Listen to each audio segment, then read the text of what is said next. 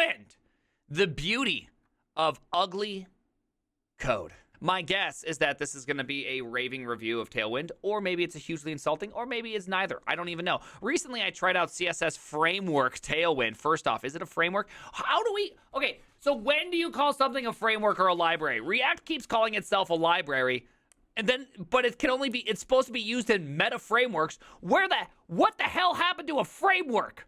Library, meta framework. I feel like these people are taking a little bit too much that ketamine. You know what I'm talking about? A little too much microdosing. Too much microdosing is going on in the valley.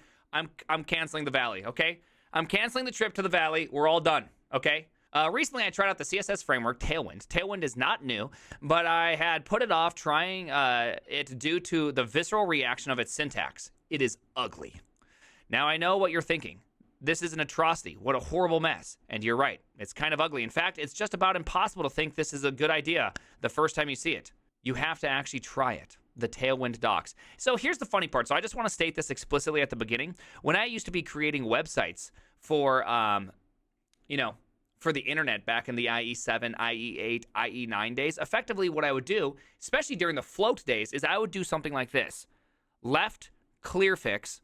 That would give me a float left clear fix. And then I could say 1/3. And I have like all these things built in to be able to do like 1/3 of the screen. I had all these different things all built in. I effectively created Tailwind before Tailwind, and all my classes or all my divs would just be a series of classes to describe their style, and just bam, bam, bam, bam, bam, right?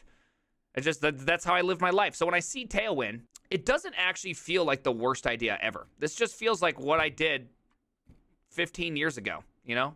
The thing is, a lot of people I know and respect in the JS front-end world wax poetic about Tailwind. In an attempt to understand why, I decided to use Tailwind in a project. The blog you're reading on this, at least I write in July 2023. Okay, wow, that's pretty new. Okay. Okay, so we got some people here. We got just a whole slew of people saying, oh, Tailwind, I've been writing it. The Tailwind is just ugly. Though the experience of setting up this blog and reading through all the Tailwind docs, I found myself slowly but very surely coming around to the Tailwind way. I will attempt to list the revelations I have had throughout the process in a series of articles. In the first one, I'll focus on perhaps the biggest benefit I found in Tailwind, minimizing the mental and physical distance you need to travel to understand your code. As I get deeper into my software engineering career, I have realized an important aspect of what I consider good code is that it enables you to focus very tightly on the section you're working on without needing to jump around to other files or even scroll down the same one. So, in some sense, this is obviously a very true statement. I'm just not, I think the whole front-end world is just so that it feels this way, but perhaps we're way wrong about it. Perhaps my brain isn't as spry as it once was, but every intermediate step I need to traverse to understand the full extent of my code I'm looking at drastically increases the chance I'll make a mistake when I update it. But this, in some sense, is true about Tailwind. You have to know Tailwind before you can use Tailwind, right? You have to know the shit out of it. And so it's like, are you traveling less? No. You just know it, perhaps.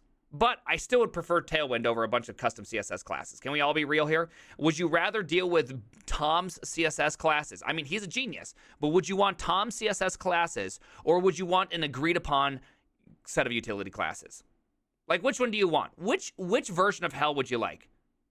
I'm pretty sure we all know which version of hell you want. You want Tom's. Absolutely Tom. He's a genius. Can we get Bootstrap back? For instance, a million helper functions extracted away may look and feel clean and modularized, but if you constantly need to jump around in your editor to check on the internals of one of those helper functions, you are forcing your brain activity juggle more concepts at once, giving you less flops to come up with an elegant and quick solution to the problem you're trying to solve. I know, but I feel like you just kind of defeated yourself with this thing, which is Tailwind. You must know all of Tailwind.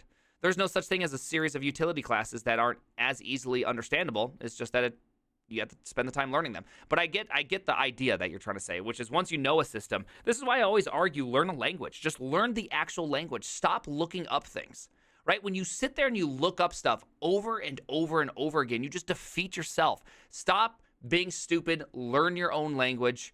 That is all you need to do, and it makes life 1,000 times easier. People always have this thing like, oh, don't memorize something you don't need to look up, or just don't memorize something you can look up. in some sense, you're right.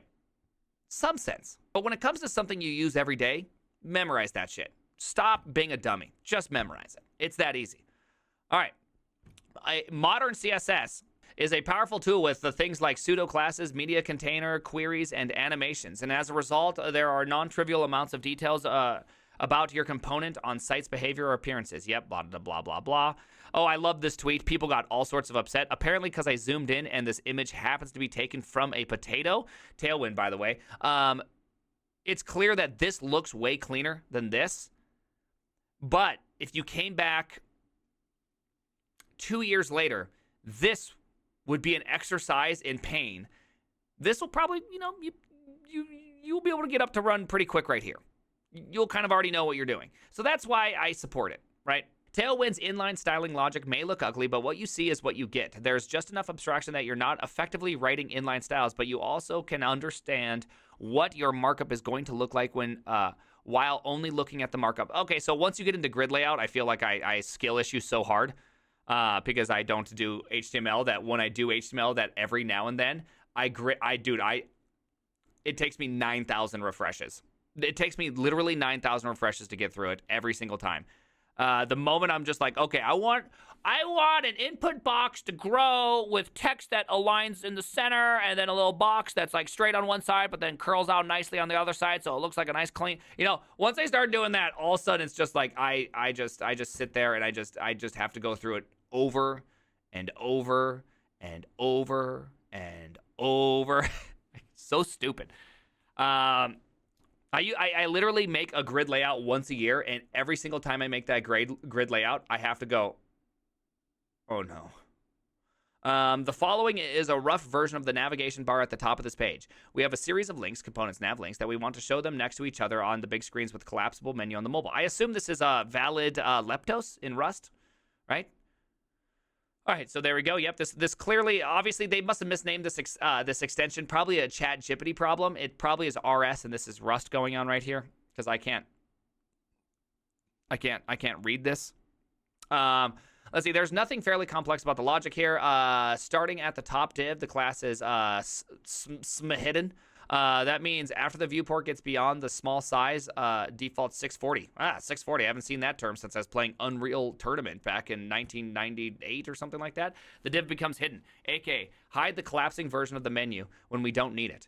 We also add a bit of top padding to balance the vertical alignment bit with padding 1.5. Yeah. Beneath it, we have a UL tag with the class hidden on it, meaning that it starts hidden, and then smflex unhides the div when we cross that small size of the threshold by displaying display flicks. Okay, there we go. Yeah, that makes sense. Easy peasy. The traditional way. We can create all this logic the traditional way too. See, I'd never do this. So that's the thing I don't like to do. This is pretty much me back in the IE days, is don't do this because this makes your life horrible. Because then you have to remember all the stupid stuff you have to do every single time, right? And then you have this thing, and then you have this thing. The HTML looks cleaner, and the CSS doesn't look bad. However, imagine you're new to a code base or have been away for a while, and you want to know what the heck. Yeah, this is exact argument that I was just making. It looks absolutely nicer. This looks absolutely nicer than this, 100% on that team. But this, you can guess what's happening. This, you got to use your, you got to start searching. You got to get that RG out, baby. Let's see.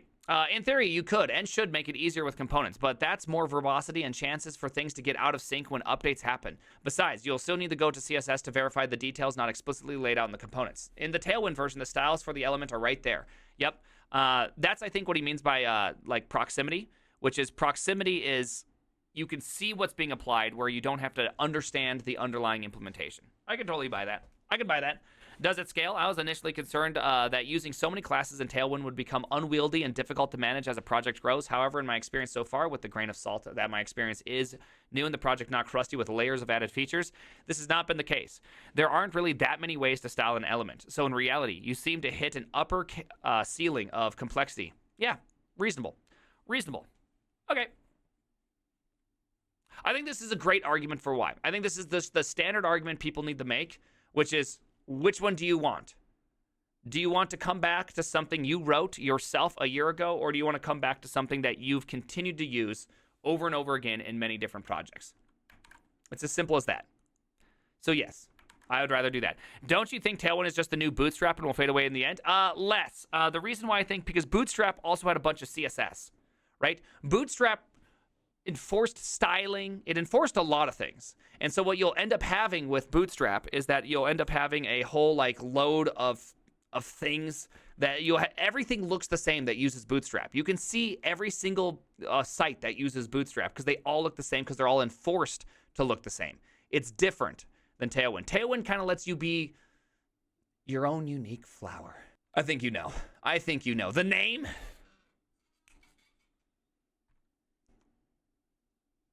Is the Headwindogen. We need CSS on the back end.